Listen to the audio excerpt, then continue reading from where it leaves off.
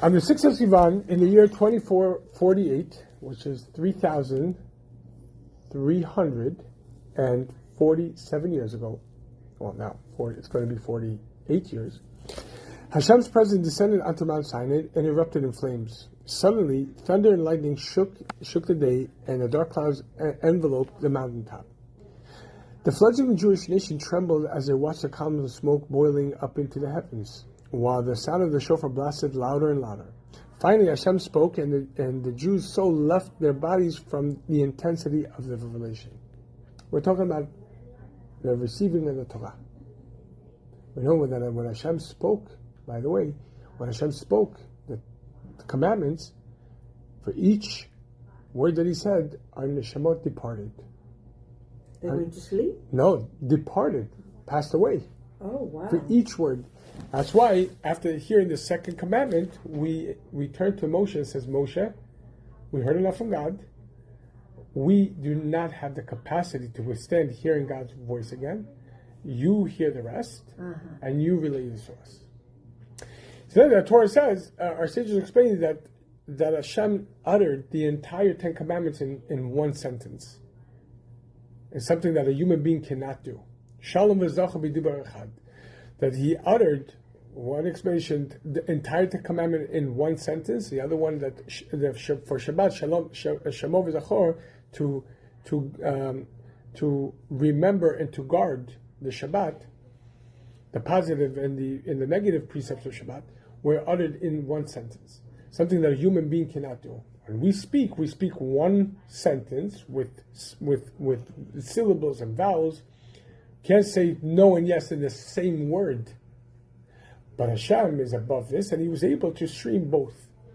Either way, past the second on the revealed level of the Torah, it was very difficult for us. We couldn't hear it, tolerate it, because for each sentence that Hashem said,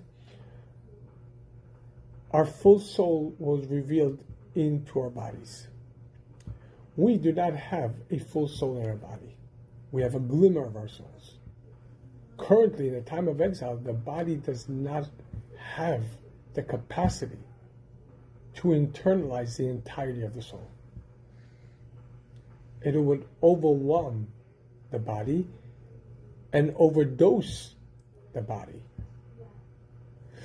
So for each word that Hashem says, our full souls revealed within us, and we passed away. And each time Hashem had to draw down the dew that Hashem will eventually use for Tchiyat HaMeitim, for the revival of the dead, when Mashiach will come. And then we woke up again. The following morning, Moshe went up to heaven to receive the tablets. When he got there, the angels, unaccustomed to seeing human beings up so close, wanted to know what he was doing there. As the Gemara says, the angels, upon seeing Moshe Rabbeinu, turned to Hashem and says, "What is this person doing amongst us?" they asked. When Hashem informed them that he had come to receive the Torah, they were incensed. You intend to give your precious treasure that you have kept hidden since before creation to the universe, and to create it to creatures of flesh and blood? Who is man that you should consider him? Or a son of man, you should remember him. Place your glory in the heavens. In other words, the angels turn to Hashem and says, why are you giving the Torah to human beings? Who are they? What are they? They're temperamental. They're grossly limited. But we as children, so doesn't matter. But the angels are saying, who are they to judge? Okay, who he gives it to? Lahavdil. It's a good question. And there's so many different ways you could understand this Talmud. However, imagine you have a billionaire and he has his most trusted financial advisors that he appoints.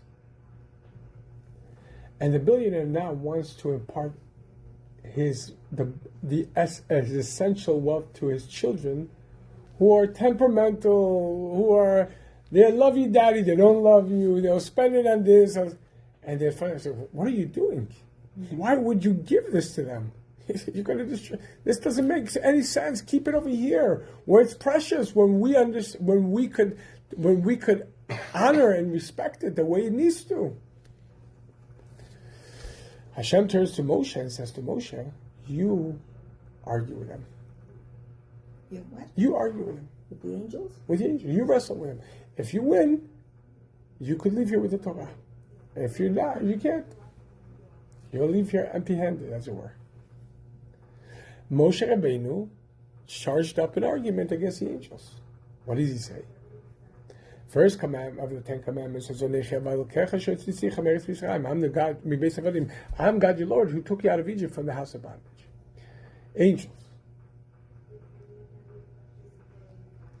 Were you in Egypt? Were you slaves in Egypt? Were you in the house of bondage and Hashem had to come and rescue you? They said no. So the second commandment.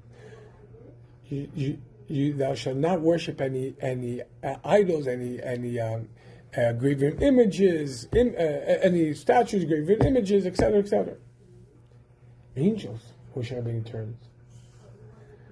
Do you sojourn? Do you live in a vicinity with idol worshipping neighbors that they will teach you how to worship idols and not worship God? Can you fall into idolatry in heaven? He says, no, we can't. I say, okay. Third, thou shalt not use Hashem's name in vain. Do you have such inclination? Do you want to use religiosity for your own purpose? No. Honor the fourth commandment.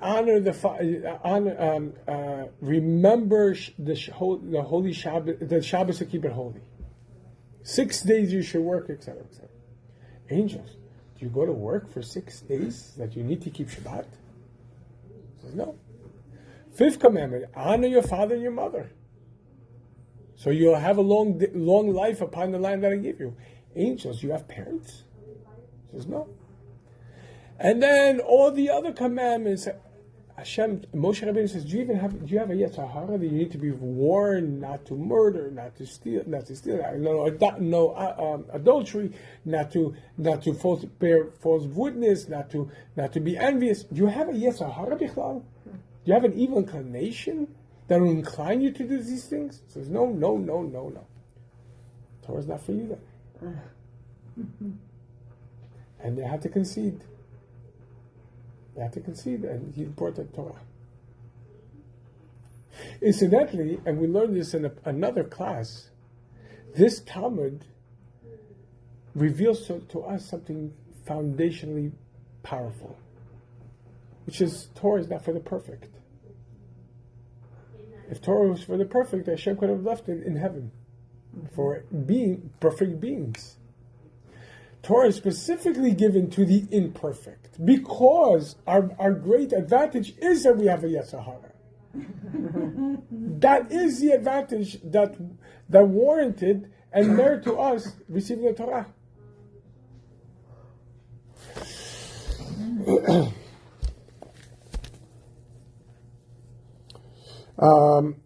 Before Moshe was able to walk away with the Torah, he had to appease the angels, convincing them that the Jewish people would be faithful and diligent guardians of the Torah.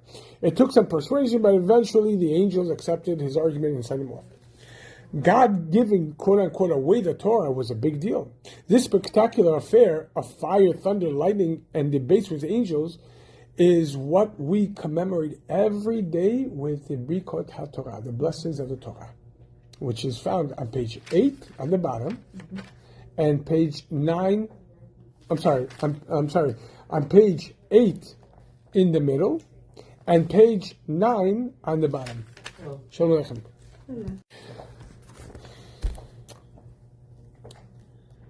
So before we begin the day, and certainly before we study any Torah, we recite a series of blessing over the Torah and the Torah study, commemorating the moment that God gave us His precious treasure. These blessings remind us that the Torah is not just an instrument that provides intellectual stimulation, but is a precious gift from God. Reciting a blessing before the Torah study is a way of demonstrating that we hold the Torah in proper esteem. The Torah is God's own delight, and we are therefore ought to study with joy that surpasses our delight in worldly things. Such joy is possible when we value the Torah for its own sake, regardless of how it might serve us or what we may gain or not gain from studying it. As well, as we'll see, several of the Torah's unique qualities, glimpses of its essence, are highlighted in the blessings themselves. So again, understanding that number one, the Torah was given specifically to flawed creations. Torah was not given to perfect beings. Torah is given to us because we have a Yetzer Hara. It is our virtue that we have a Yetzer Hara. The Torah is there to guide us for what purpose? What is the ultimate aim of our life? What is the ultimate aim of Hashem's sending in a neshama, a soul, a piece of himself, a piece of infinity into such a gross, callous world? You know, as we spoke about in other classes, there are many other worlds above us. 4 general, but myriads of chambers in each one of these worlds and dimensions and so on and so forth. Why would Hashem send us to the lowest, most gross, limited corporal world? For what purpose? The Midrash asks this question. For what purpose did Hashem create the world? To enlighten us. Enlighten us, we could have been enlightened in Shemayim. We didn't need to come all the way here to be enlightened. You know, the previous Rebbe, the previous Rebbe came to America the first time in 1930 and spent almost a year here. Once he stopped by the garment industry to a Jew that he knew back in Europe. His name was Goldstein, and he made it very nicely in the garment industry. When the previous Rebbe entered Goldstein's warehouse and factory, Goldstein was so taken aback. Rebbe, what are you doing here? And the Rebbe responded back to this Jew. He says, I heard you made it very big in the garment industry, and so it happened that in Europe I realized that one of my buttons needed fixing. So I came to you. And the Jew looked at the Rebbe and said, impossible. The Rebbe says, what's impossible? He says, impossible that you came all the way from Europe to fix your button. Howdy. You could have remained in Europe for that. There are other tailors in Europe. Forgive me, which was